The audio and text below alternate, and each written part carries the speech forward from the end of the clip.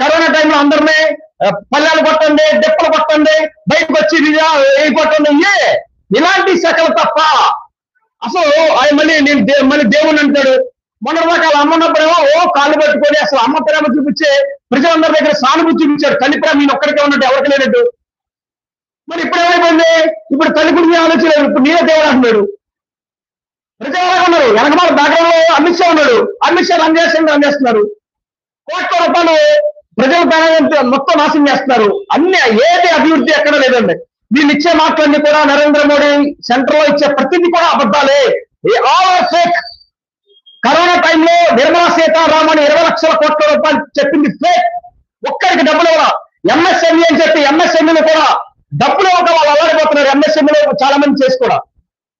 so ఇలాంటి కార్యక్రమాలు ఎన్నో వాళ్ళ నార్త్ ఇండియా వాళ్ళకి సంబంధించి కాంట్రాక్ట్ మొత్తం కూడా వాళ్ళకి ఇచ్చి 100 కోట్లు 1000